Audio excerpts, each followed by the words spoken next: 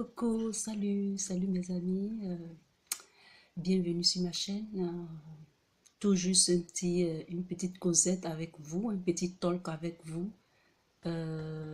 Aujourd'hui, je vais vous parler du sujet de, par exemple, les parents qui sont français ou qui sont peut-être d'une autre nationalité, qui sont allés aux États-Unis avec leurs enfants, par exemple avec leurs teenagers, c'est-à-dire qu'avec leurs enfants de 15 ans, de 14 ans, ou bien des enfants plus jeunes, pour des raisons de travail ou n'importe quelle raison, ben, ils ont décidé de partir aux États-Unis pour vivre, pour immigrer, pour travailler, pour rester là-bas.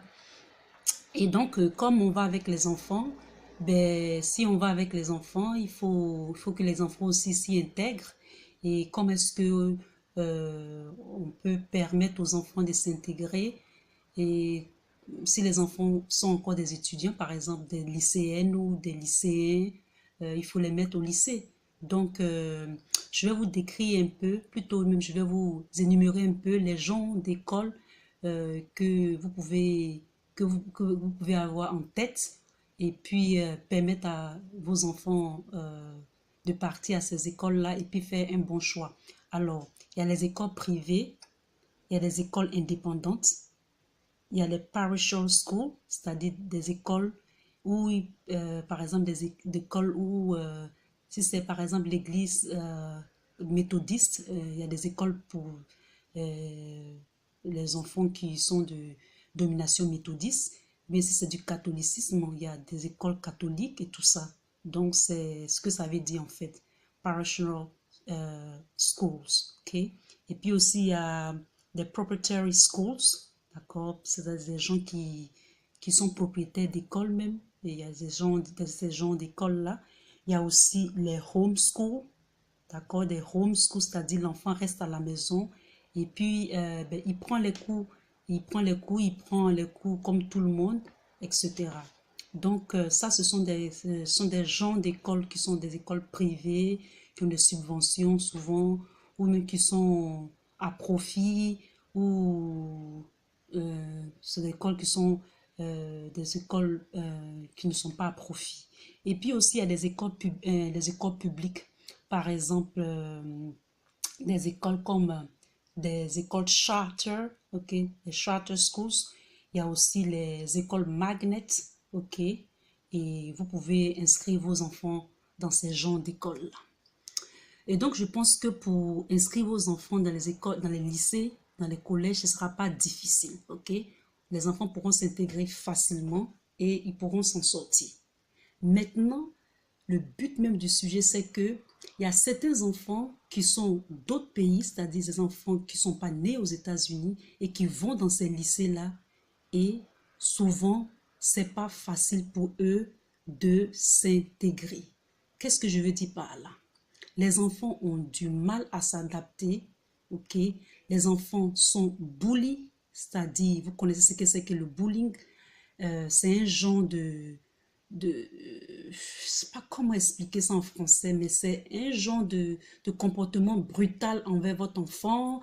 Et souvent, les enfants se battent, les jeunes, c'est-à-dire les jeunes lycéennes ou les jeunes lycéens, sont obligés d'affronter les jeunes enfants américains, les jeunes lycéens américains pour pouvoir s'intégrer. D'accord? Ça, on appelle ça du bullying. C'est une situation qui est très, très difficile, qui est très compliquée pour les enfants qui sont pas, qui viennent, qui sont étrangers, qui vont à l'école comme tout le monde, mais les Américains, les petits Américains ou les jeunes Américains essayent de les faire ces petits trucs-là qui vraiment qui dérangent les enfants.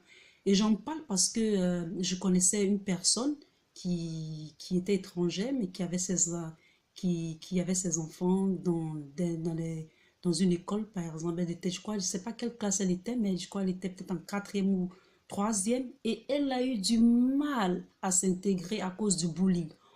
Elle était toujours dans son coin, elle n'aimait pas l'école et on ne savait pas pourquoi est-ce qu'elle avait ce comportement. Or, c'est parce qu'à l'école, il y avait des gens qui l'embêtaient. Et donc, si vous avez des jeunes enfants qui sont allés aux États-Unis et qui rencontrent des problèmes comme ça, essayez toujours de poser des questions à votre enfant. Comment est-ce que ça se passe le lycée? Comment est-ce que ça se passe avec les copines? Parce qu'ils seront confrontés à ce problème de bullying-là qui est, euh, qui est vraiment compliqué pour les jeunes. Et ils ne font pas de cadeaux aux petits étrangers. Donc, sincèrement, posez des questions à votre enfant, soyez proche de votre enfant, demandez-lui comment l'école s'est passée, comment le lycée se passe. Si l'enfant n'a pas de bonnes notes, essayez de rencontrer ses professeurs pour voir ce qui ne va pas et tout ça. Donc, essayez vraiment de suivre votre jeune homme, de suivre votre jeune fille pour ne pas que ça tourne au vinaigre et pour ne pas qu'elle soit renfermée sur elle et ne peut pas vraiment et ne puisse pas vraiment s'intégrer dans le système. Parce que je connais quelqu'un vraiment, ça fatiguait sa fille et ça a été très un moment, des périodes difficiles pour cet enfant. Mais finalement, comme elle a d'autres, on avait d'autres, on avait une communauté là et donc il y a des gens qui ont intervenu et tout ça et on l'a lâché en paix, c'est-à-dire on l'a laissé en paix. Donc le problème de c'est bien beau, ben, je vais aller aux États-Unis, je vais aller apprendre l'anglais, je vais aller, je vais faire comme les Américains, patati, patata, mais c'est bien d'avoir toutes ces ambitions-là, mais il y a des choses que vous allez rencontrer qui va vous décourager, qui va vous embêter, ben, ne vous découragez pas, en parlez à vos parents, ok?